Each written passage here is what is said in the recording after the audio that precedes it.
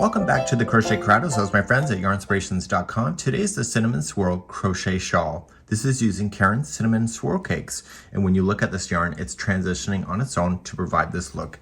It is super long. It is actually a really big sample, but if you'd like to change the size of it, maybe you don't want it so long, it's in multiples of 4. So if you just chain in multiples of 4, you can change it to any size and you can try it around your neck and etc. So this is going to wrap around her body twice when she's wearing it in this formation.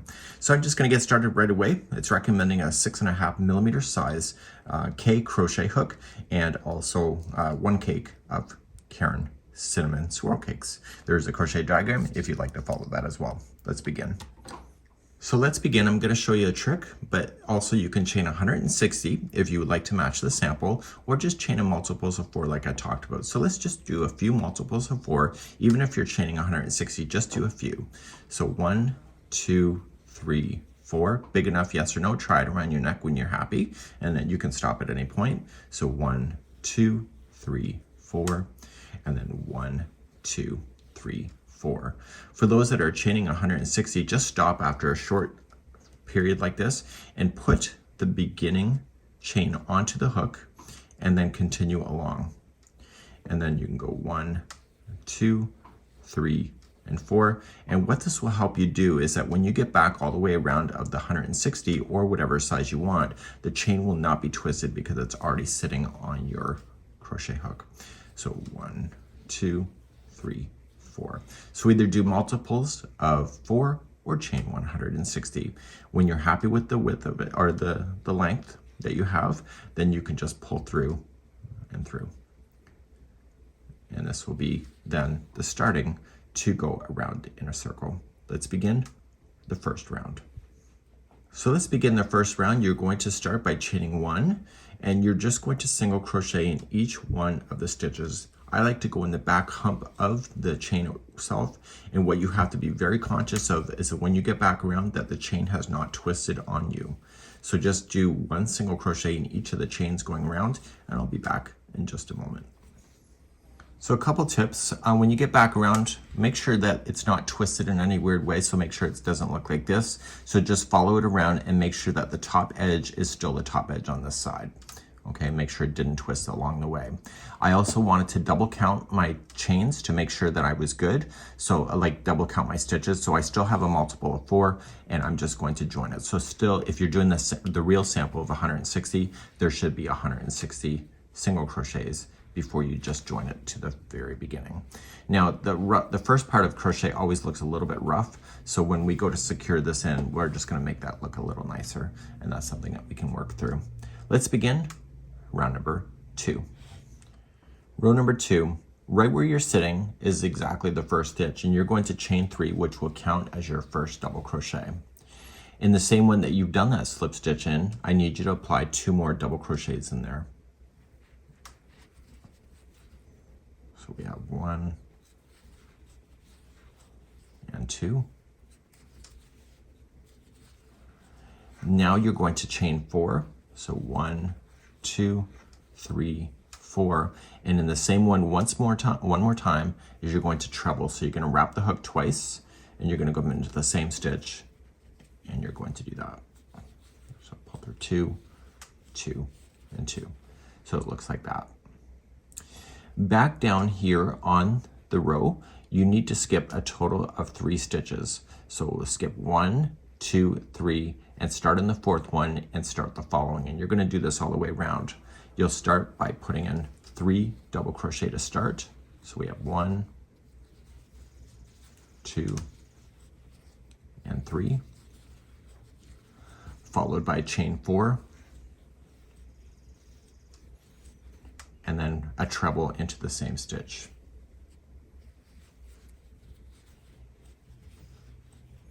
Okay, I'll show you one more time.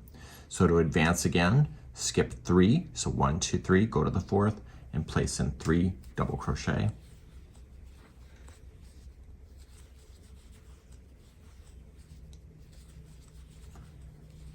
Chain 4, and 1 treble. Now when we get back around, I'll tell you another little tip when we get there. So just continue that all the way around. If your count is off, don't worry about it so much, and I'll see you there in just a moment. So I'm coming all the way back around. I'm just finishing my last set going in. Now, if you get here and there's not 3 to skip before you join, who cares? Just fill it in. Just join it to the top of the first chain 3. If somebody's going to count that, then they need to get a life. And that's something that you can get away with pretty easily on this one because of the lace work of this particular one. So it's nice to be perfect, but in the real world, it's not. We're going to begin, and let's move on to number 3. So rounds number 3 and 4 are going to be the repeat for the remaining of this idea. Whenever we start going forward, we're always going to do the same thing right from this point. So we're currently sitting in the wrong spot. We need to move to this chain 4. So we need to slip stitch ourselves over there. So starting in the very next one, the top, just yarn over and pull through. Do the next one, yarn over, pull through, and then do this one into the chain 4 space. And then that gets you right where you need to go. Exactly what I just showed you is now going to be completed throughout the whole thing, but the first one is always going to be unique because we have to get started. So we're going to start by chaining 8, and that will count as a treble, a chain 4. So 1, 2, 3, 4, that's a treble, and then 1, 2, 3, 4, that is a chain 4 space. You're now going to come into the same space, the chain 4, and you're going to apply 3 double crochet. Now, what are you noticing about this round? If you said it's backwards from the last one, you're right. That's exactly what we need to do. So it's opposite to what we just did. Now, so after the 3 are in, you're going to come to this next chain 4 space, and this will be the repeat going all around.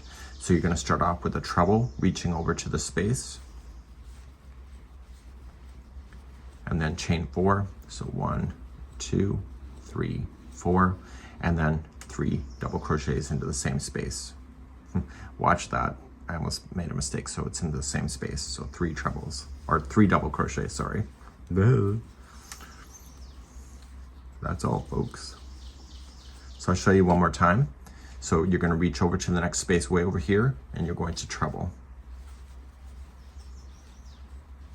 You're going to chain 4. And then that same one where that's reaching is going to be 3 double crochet. I want you to repeat this all the way around for round number 3, and then we'll be back at the end of the round in a moment. So whenever you get around on this type of round, which is round number 3, you are going to join to the 4th chain up. So you'll have your 3 last double crochets in, and then you're just going to come to the 4th chain up. So just guess it. So 1, 2, 3, and 4, and slip stitch. And that'll hold that in that position. And so you can see that it's opposite to what was in below. So the double crochets were here, now they're here, and now we're going to return back to going in the other direction again. So let's begin the 4th round. So in the 4th round, what they want us to do is that they want us to slip stitch to the 2nd chain to keep us in the center. So you're just going to slip stitch the 1st chain, 1, and then go to the 2nd chain. And this will keep you in the center of where you need to start. You're now going to do what you did already here on round number 2. So you're just going to chain 3, that's your first double crochet, and just go around the space and put in 2 more double crochet.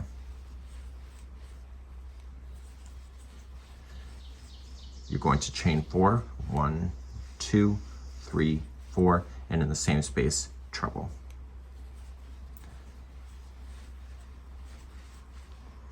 So you're now going to go to the next space way over here.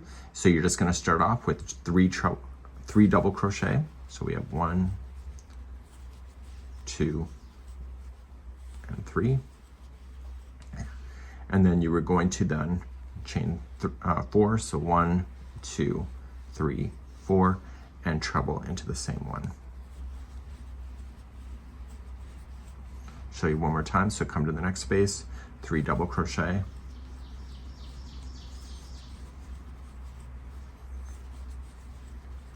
Chain 4, 1, 2, 3, 4, and treble into the same space. And you're going to do this all the way around for number 4. Okay, so please do that and continue along, and I'll be back in just a moment. When you get around on number 4, you'll finish with your treble, and then you're just going to reach over to the very first chain 3 and then just slip stitch, and that will complete that round. So let's go through the instructions. So you need to repeat rounds number 3 and 4 4 more times. Okay, so then you'll have the whole nice big balance of it. And then you have the last row in order to do it's called the edging row, and it'll be round number 13.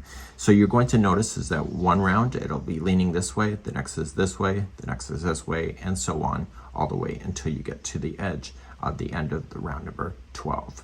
Let me show you how to finish round number 13. So round number 12 will be the same look as round number 4 that you see here. And what we need to do is get ourselves to this space to begin. So we're going to slip stitch over until we can get to the second chain. So it says slip stitch in each of the next to the next 4 spaces.